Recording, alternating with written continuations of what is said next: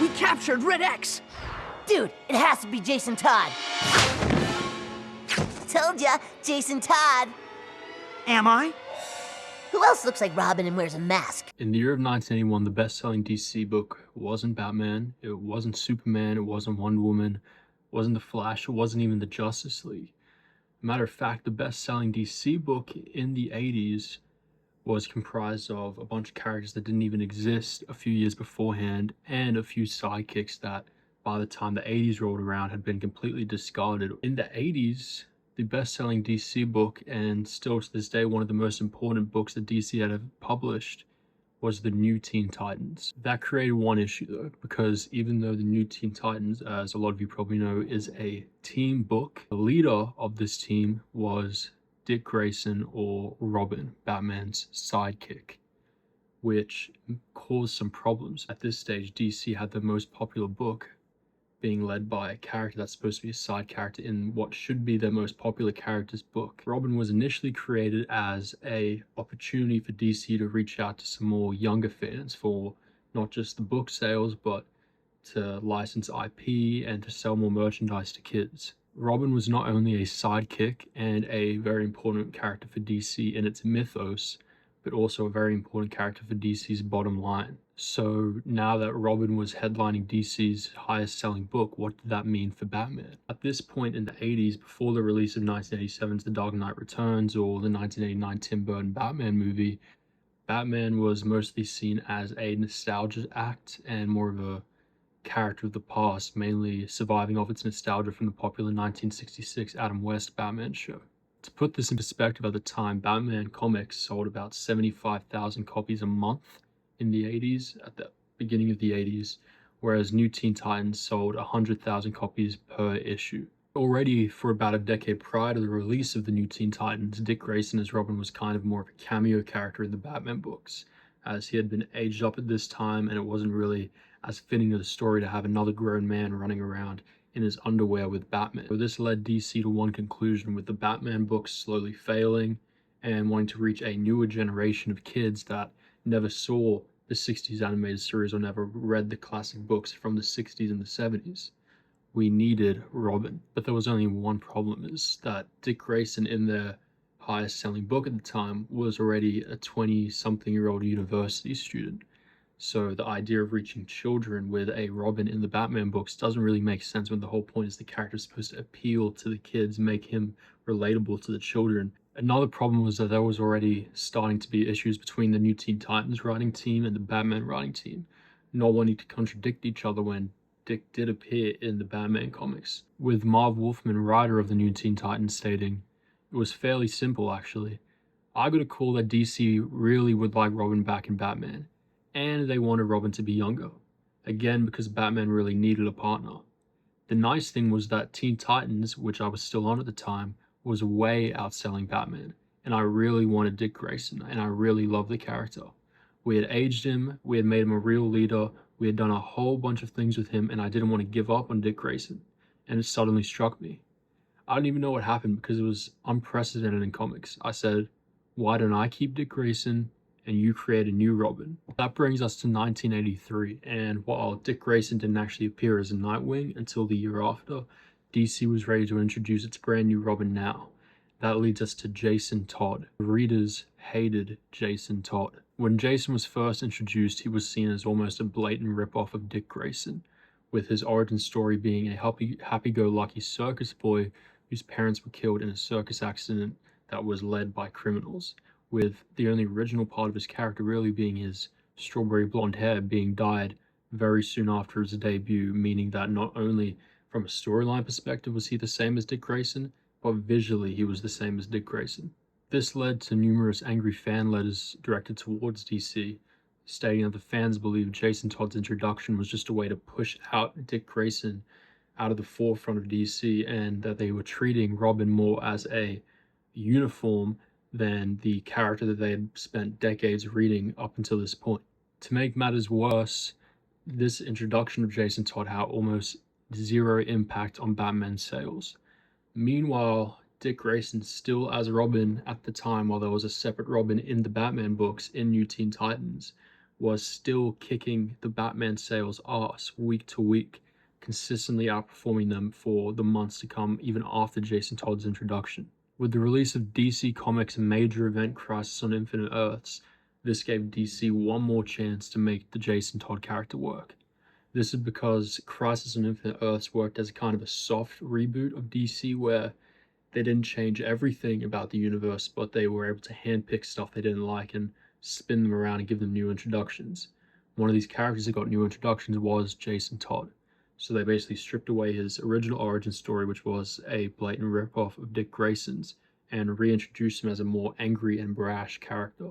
DC reintroduced Jason Todd as a brash, smart-talking street kid who was caught by Batman stealing the tires off the Batmobile.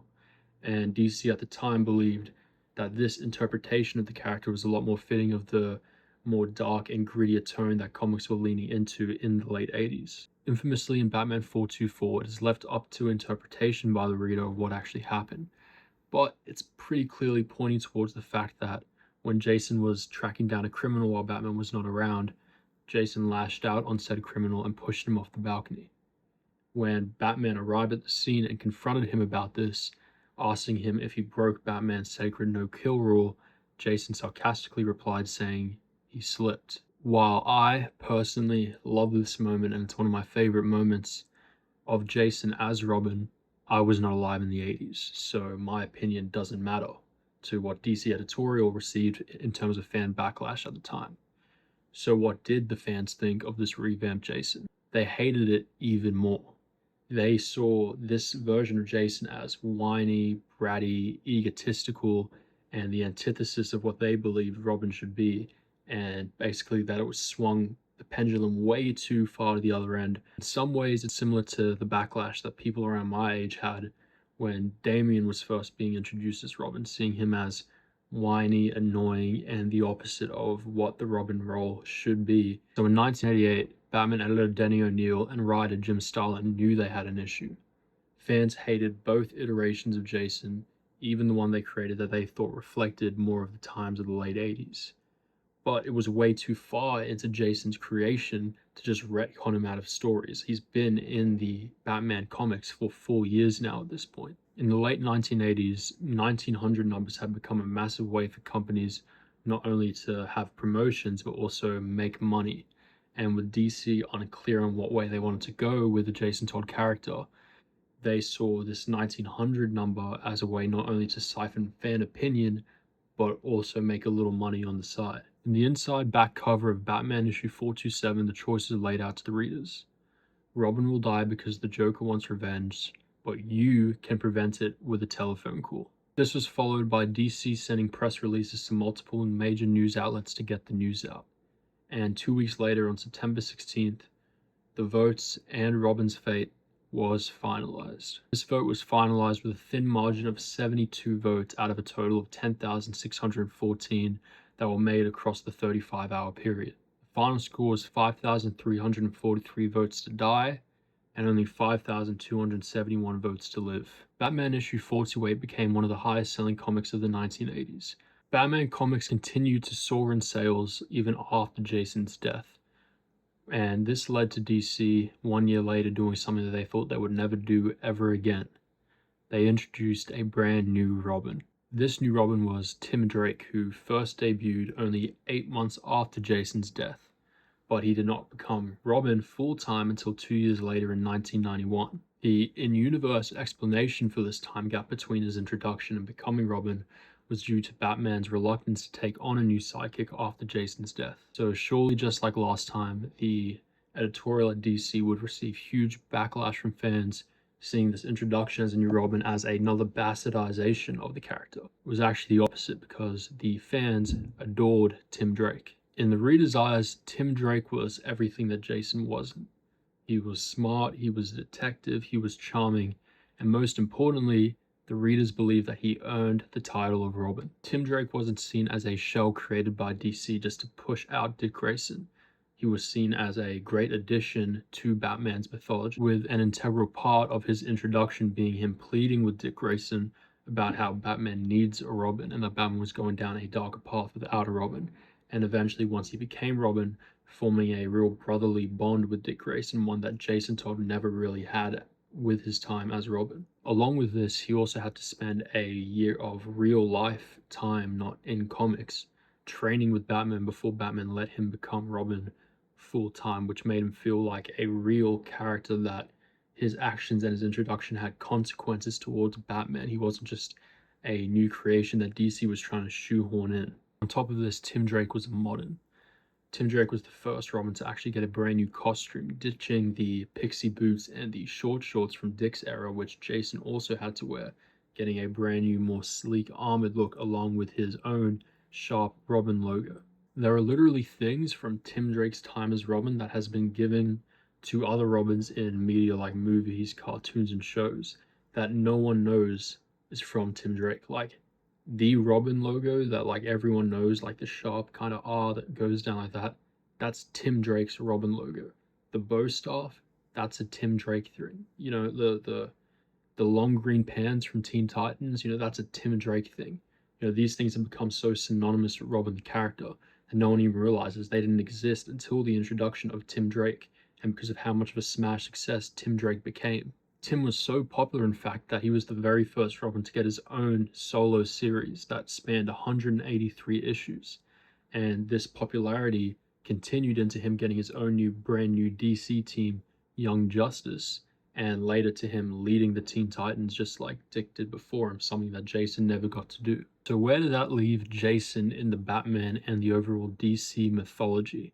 In the 17 years that Jason was dead, DC portrayed him as the ultimate tragedy.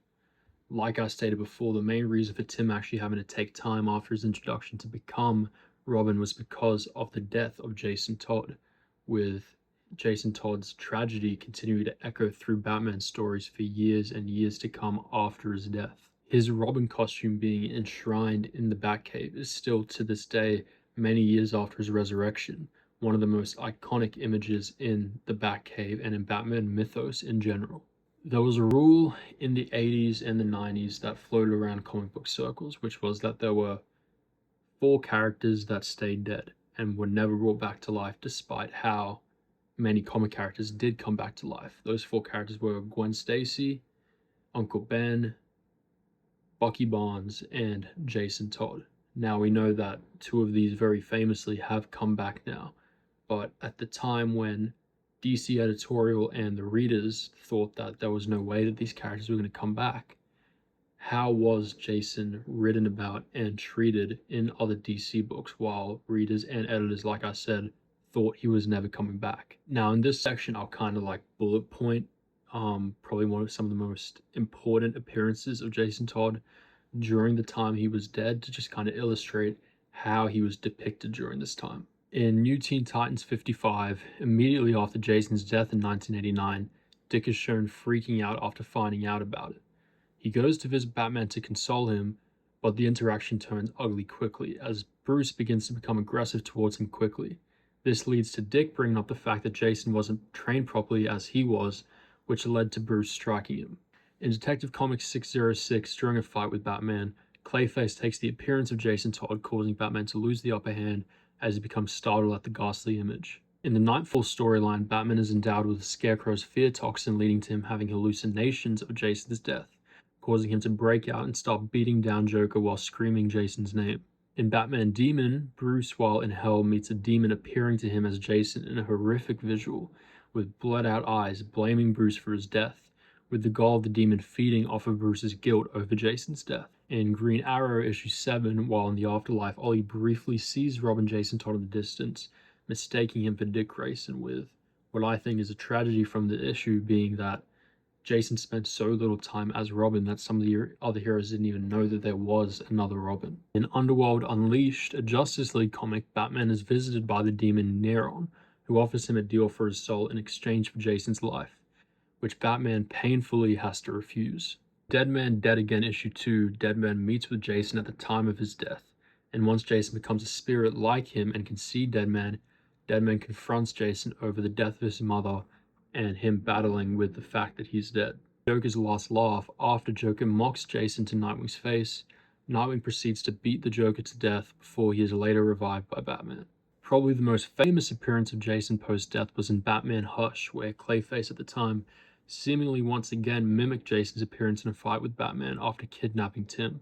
The last appearance of Jason, or mention of Jason, that I would like to bring up comes from the Jason story in Legends of the Dark Knight, issue 100, which ends with the line which I think encapsulates how Jason was seen in the history of DC at the time, with a visual being drawn of Batman holding Jason's corpse, with him thinking to himself, "We're together at last, at least one last time, as it should be." So it was clear in the comics at least that, while sporadically referenced throughout DC, he was still maintained as the ultimate tragedy in Batman's mythos. But how was Jason depicted in other forms of DC media? Well, outside of comics, Jason basically never existed. And the most key example of this is probably the fantastic Batman the Animated Series, which, just like the comics, started with Dick Grayson as Robin, later transitioning into Nightwing. But instead of Jason coming in as the second Robin, they went straight to Tim, essentially wiping Jason out of existence entirely. Which made this even more emphatic is the fact that Tim was essentially given Jason's backstory, with him being a brash, smart-talking street kid. The writer of Batman the Animated Series, Paul Dini, was quoted in an interview when asked about the omission of Jason, saying, "Jason kind of spoke to us as a Robin who didn't work out, and who got himself killed. So let's not do him." So Tim came along and we said, let's do Tim instead. He seemed to be brighter, younger, and a more engaging character. But no matter how much of an iconic tragedy Jason became in DC, or how much he was omitted in other media like shows or movies, as everyone knows who reads comics or engages in comics in any way, everyone knows no one stays dead in comics. And at the point you're watching this in 2026, everyone knows iconically and especially Jason Todd does not stay dead. So how did his resurrection in 2004, almost 17 years after his death, come about? Well, like I mentioned before, in the famous Batman storyline Hush, Clayface disguised himself as an adult Jason Todd fighting Batman. At the time, this caused readers to go insane, as while Jason had appeared as a spirit or a ghost or a memory before as his child self, the idea of an adult Jason returning had never been played with before. One person who particularly took interest in this idea was soon-to-be Batman writer Judd Winnick, who, soon after taking over the comic, went straight to DC asking them about the topic of Jason returning, which they both agreed that 2004 was the right time. At the time, though, Winnick nor DC were too concerned about how they were actually going to explain the resurrection, with Winnick once again being quoted saying, "I was less interested in the how and the why and the what of Jason Todd returning from the dead than I am about what Jason's return will do to Batman right now." When Judd Winnick was originally planning the resurrection, he wanted to keep it as a self-contained story within the Batman saga, with him wanting to involve the Lazarus Pit, Ra's al Ghul, Talia al Ghul, all of that stuff. But with DC editorial also planning their massive crossover event, Infinite Crisis, they saw it as an easy way to connect these two massive events happening, and wanted to intertwine Jason's resurrection with the event. This led to the stupid and infamous Superboy Prime reality punch, which, after the punch landed on reality, Jason Todd awoke in his grave and crawled out. Judd Winnick famously was not a fan of this explanation, with him completely cutting it out of the fantastic animated adaptation of Under the Red Hood. The only problem with this was that Infinite Crisis were not set to release over a year after Under the Red Hood or Jason's resurrection happened, so that led for a whole year of readers having no idea how Jason crawled out of his literal grave that he'd been in for the past 16 years. Putting that aside, let's get back to the release of Under the Red Hood.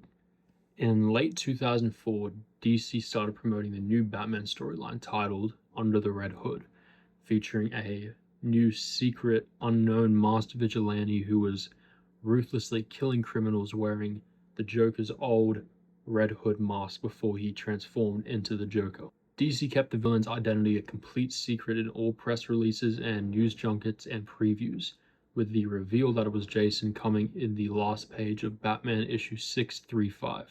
Although this comic was a massive, massive commercial success for DC, there was still some fan backlash, with some fans saying that it was predictable due to adult Jason being mimicked by Clayface just a year earlier in the Hush storyline, and some actually saying that it ruined the sanctity of what was Batman's biggest tragedy, with the latter argument being something that I agree with. Nevertheless, Jason Todd was back, and he was at odds with Batman, beginning his ruthless war on criminality throughout Gotham, and not only being a villain just to Batman, but being a villain to all of DC at large. After the release of the Under the Red Hood saga, DC released a prequel comic titled Red Hood: The Lost Days, which actually retconned the Hush Clayface counter that I'd talked about so many times in this video, stating that for half the fight it actually was Jason before he swapped places with Clayface. This comic also included what Judd Winnick originally wanted to do as the explanation, with his resurrection and him returning from a manic state into being back as Jason mentally, having to go through the Al Ghuls and the Lazarus Pit, also including a pretty uncomfortable interaction with Talia al Ghul, I'll say. With the initial aftermath of the Under the Red Hood storyline leaving Jason as an unabashed villain, he had many encounters with other DC heroes not involving Batman.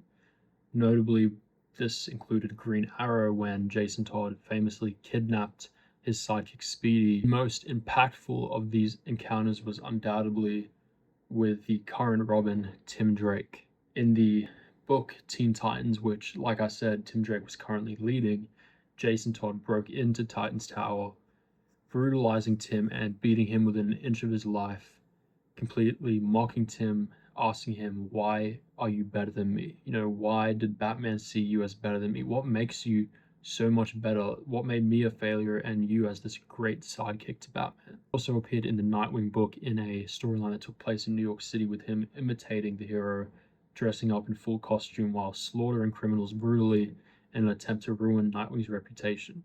From what you can see from what I mentioned so far, it was very clear at the time Jason Todd was a villain. Not an anti-hero, not a hero with a warped sense of reality.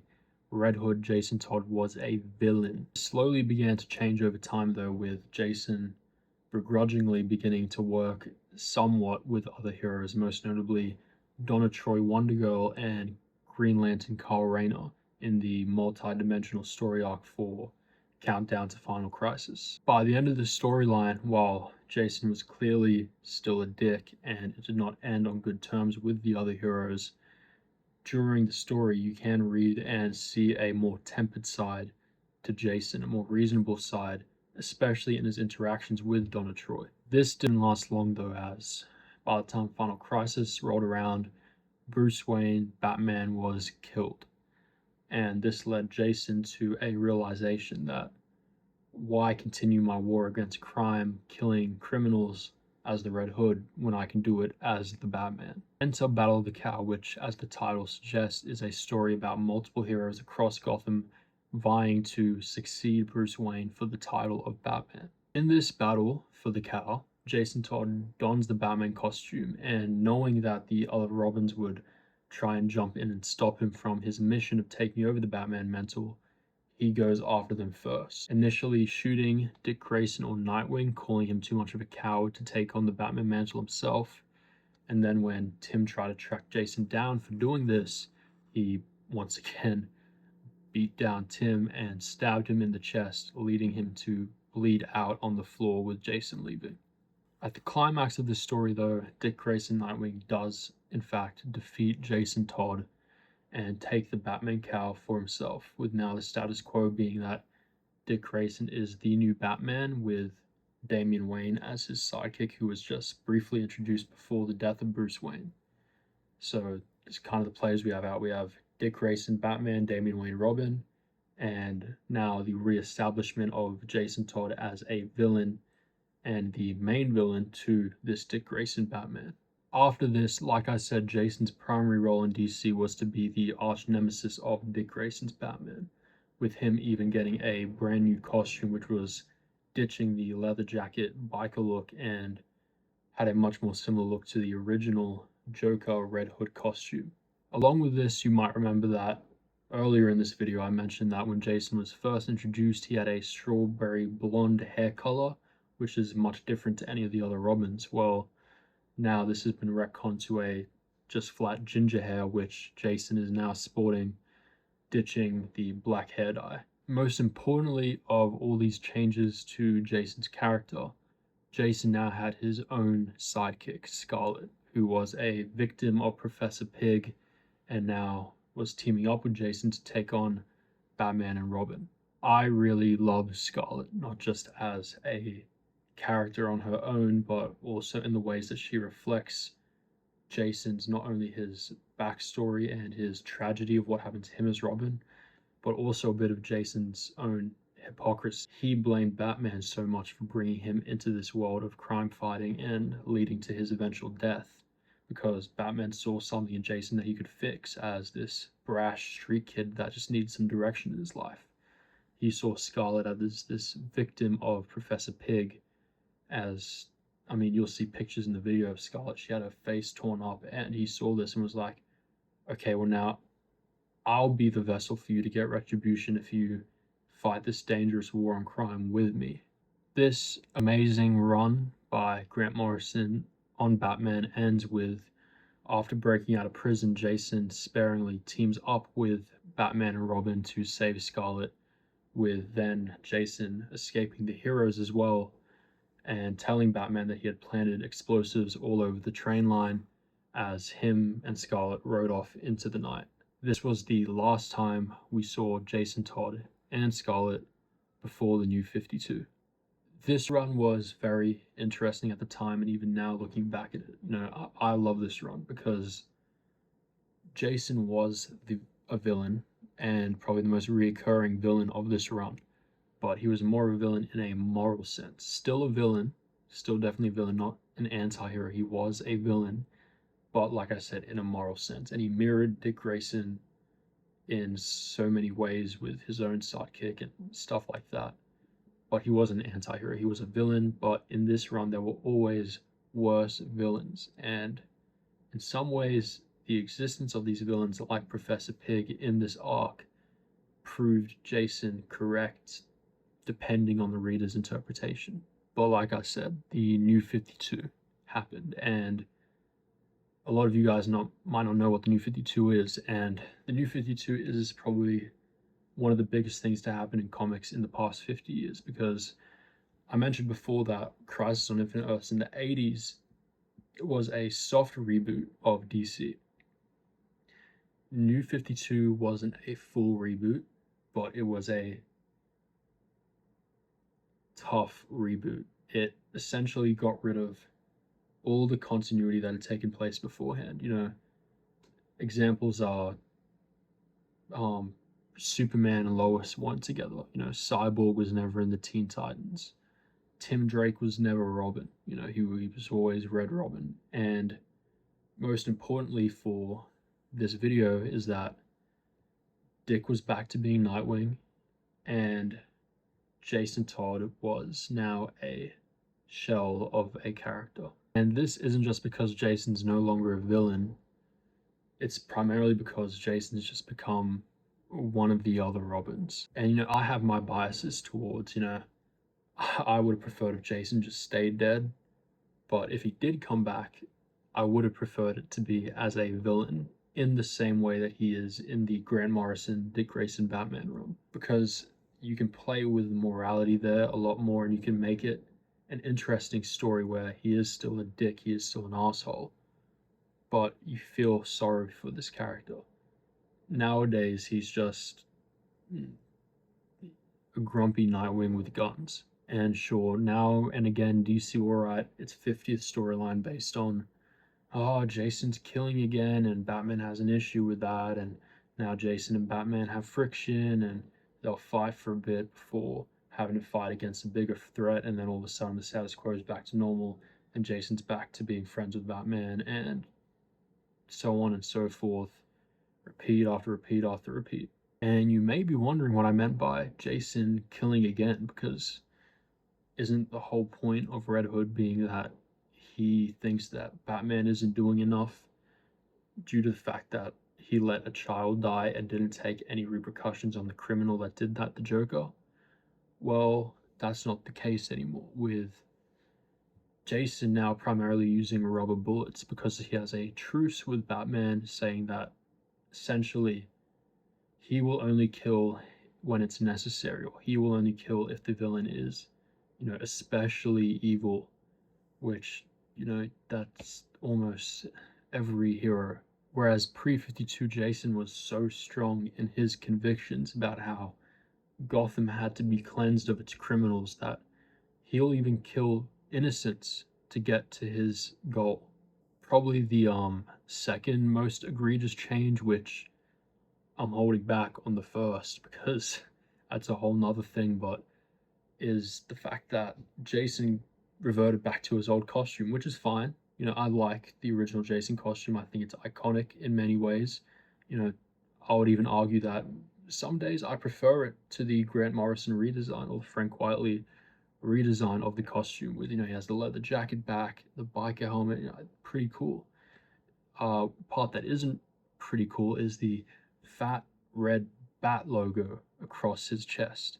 You know, and this is my point of the fact that he's just, it's exemplifying. He's just another Robin now, just another ex-Batman sidekick. You got Dick, Tim, Jason, Damian, Barbara, Cassandra, Stephanie, Helena, just all Batman people. No difference. But like I said, there was one change that is, in my opinion, the most egregious, which I hate and I still hate, and it's never going to go back because it's been 15 years ish with no mention of the change, which the fact that Scarlet, this great character that mirrored Jason's life and Jason's worldview, never existed, never brought up again, almost like it didn't happen. The titular linchpin of Jason's final arc before the reboot being him taking in Scarlet as his own sidekick. The last panel we saw of Jason being him riding off with Scarlet. Gone. Never existed. Who cares? And sure, like I said, every now and again you'll get the eventual Bruce and Jason fighting over Jason killing and Bruce not feeling too good about it. But if there's no real, layers to that story, how does that make him any different to Damian? Jason was such a unique character, and the fans clamored for him so much originally because the story of a sidekick being killed and then resurrected and returning as a villain is such an interesting and cool concept, even though now it may seem overdone because you have things like the Winter Soldier. But at the time, when Winter Soldier and Under the Red Hood came out, these were such interesting, cool concepts.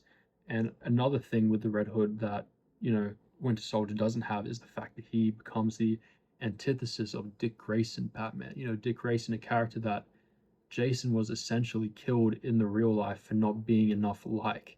And now he's the villain to that character.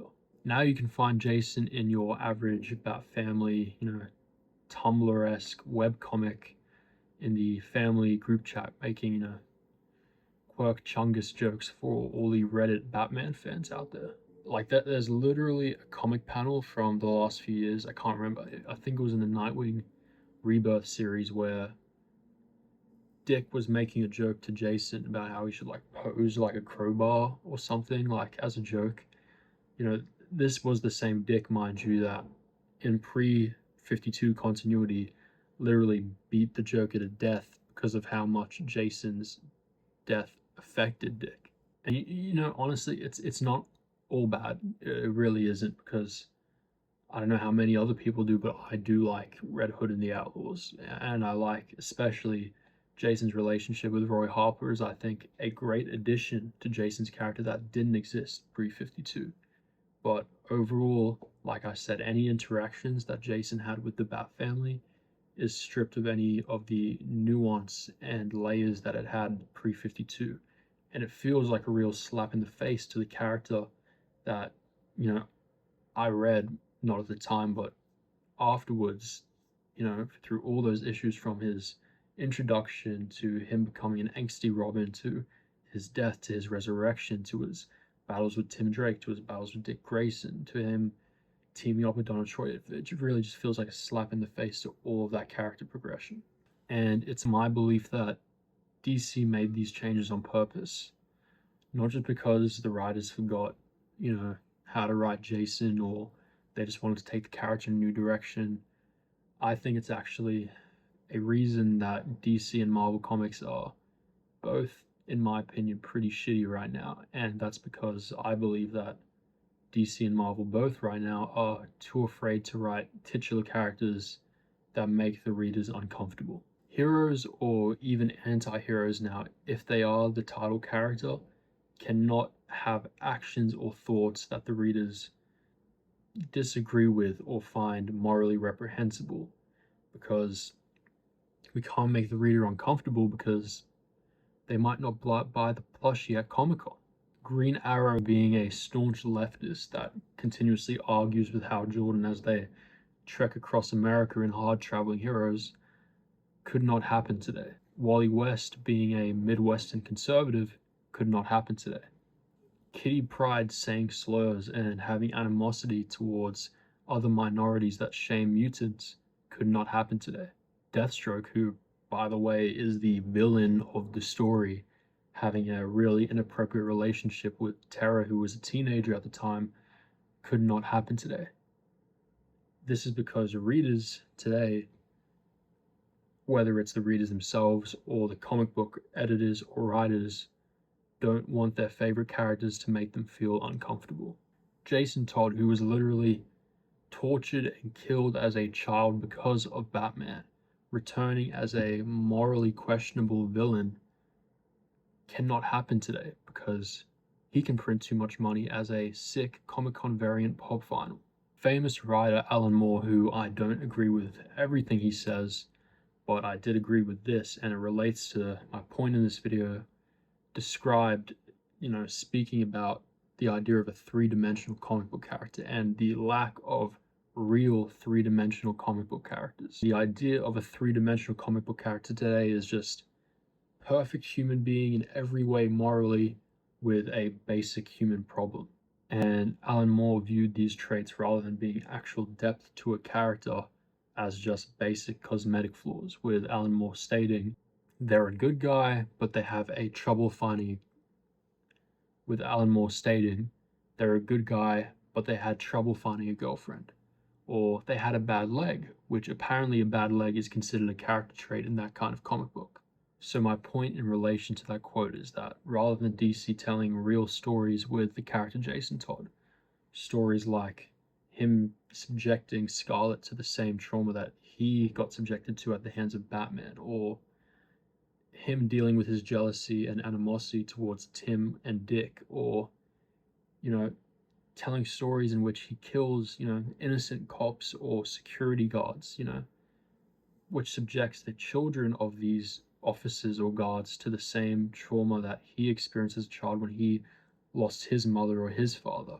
Instead of telling those stories, DC seems to want to tell stories that more so pander towards, the type of people that read Bat Family Adventures or watch My Adventures with Superman. Let Jason kill again. Let Jason be a villain again. Because if you're not going to do that, Jason might as well have been better off dead.